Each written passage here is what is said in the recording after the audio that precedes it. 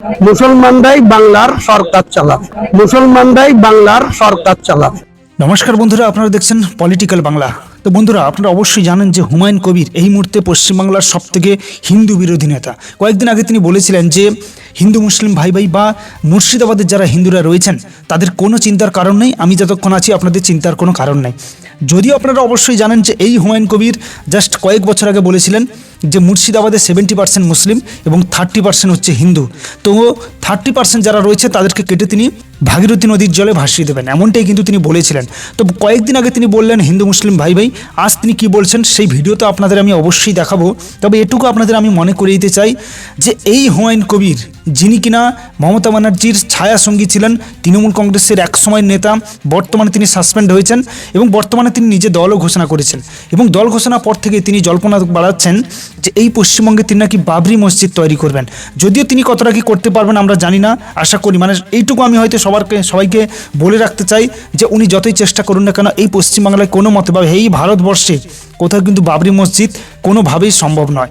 উনি ওনাদের যারা ধর্মগুরু রয়েছেন, ওনাদের যারা ব্যক্তি রয়েছেন তাদের নামে তিনি অবশ্যই করতে পারেন, কিন্তু বাবরের নামে কোনোভাবেই পসিবল নয়।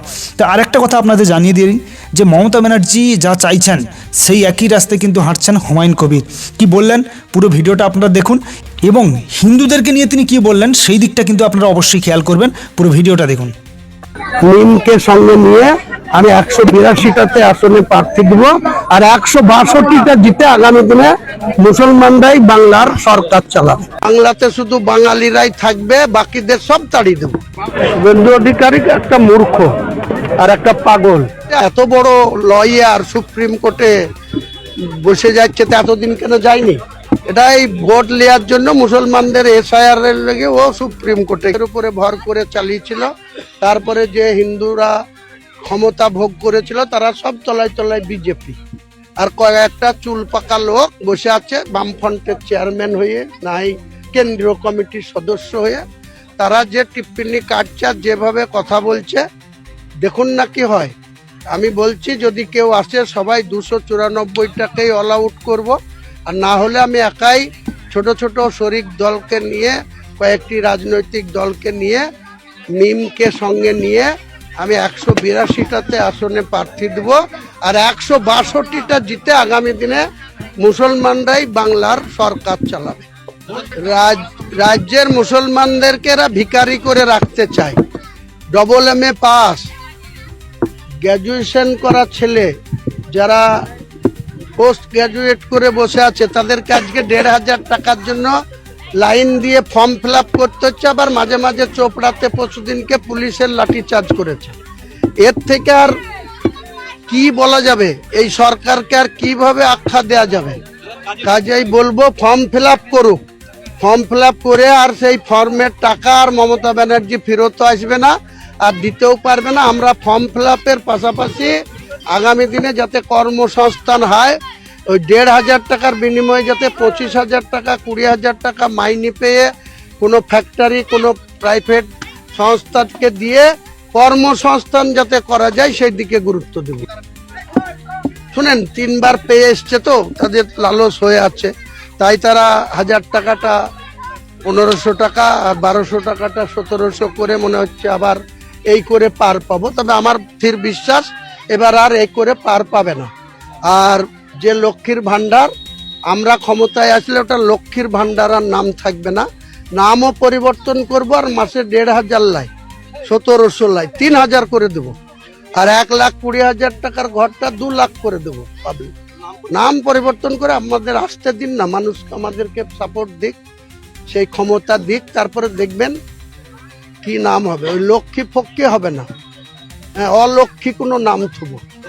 বাংলার কোনো হিন্দু সেইভাবে বাবরি মসজিদের বিরোধিতা করেনি, এমনকি অনেক হিন্দু ভাই বাবরি মসজিদে ইট দিচ্ছে, অন্যান্য ইনস্ট্রুমেন্ট দিচ্ছে, অথচ যত বিরোধী নন বেঙ্গলিরা করছে। নন বেঙ্গলিরা রাম মন্দির করবে, তারা অন্য জায়গা থেকে এসে বাংলার মাটিতে করে কমে খাবে। 1 কোটি মানুষ আছে উড়িষ্যা, বিহার, ঝাড়খণ্ড, উত্তরপ্রদেশ, রাজস্থান থেকে, দিল্লি থেকে, আর এখান থেকে মুর্শিদাবাদ, নদিয়া, বীরভূম, মালদা, উত্তর দিনাজপুর থেকে হয়তো 30 লাখ ছেলে পরিযায়ী শ্রমিক গেছে, তাদেরকে মরতে হচ্ছে। আর এখানে তারা রাজত্ব করে চালাচ্ছে। কলকাতায় উড়িষ্যার লোক কত আছে দেখুন গা। আগামী দিনে যদি বাংলার এই পরিযায়ী শ্রমিকরা বাইরে গিয়ে মরতে হয়, যদি এইভাবে তাদেরকে নির্যাতন হতে হয়, তাহলে আমরাও ভোট পার করে আমরা ব্যবস্থা নিব। বাংলাতে শুধু বাঙালিরাই থাকবে, বাকিদের সব তাড়িয়ে দেবো। বাবার টাকা তো বাবার পকেট থেকে দিচ্ছে, তাই ভোট দেবে না। যেদিন গদ্দি যাবে সেদিন ওরা কোথায় থাকবে, দূরের গর্ত খুঁজবে এই তৃণমূলের নেতারা। ওটা সিপিএমও বলেছিল যে সিপিএম এর মতো রেজিমেন্ট পার্টি কে কেউ হটাতে পারবে না। আজকে সেই সিপিএম এর আরএসপির ফরওয়ার্ড ব্লকে সিপিআই এর পতাকা খুঁজে পান কোথাও? কিছু কিছু জায়গায় লাল পতাকা উড়ে, মীনাক্ষীর মতো নেতৃত্ব, শতরূপ ঘোষেরদের মতো নেতৃত্ব, তারা হয়তো নড়াচড়া করে, আবার ভোট আসলে তাদের জামানা বাজেয়াপ্ত হয়। এই তো অবস্থা। উনি তো এক নম্বর নাটকবাজ আর ধোঁকাবাজ, মিথ্যাবাদী। তাই উনি এত বাংলার রাজস্ব থেকে কোটি কোটি টাকা কপিল সিবাল, অভিষেক সিংভি মুন্নুকে টাকা দিয়ে তার রাজ্যের পক্ষে, তা উনি এত বড় লয়ার, সুপ্রিম কোর্টে বসে যাচ্ছে, তা এতদিন কেন যায়নি?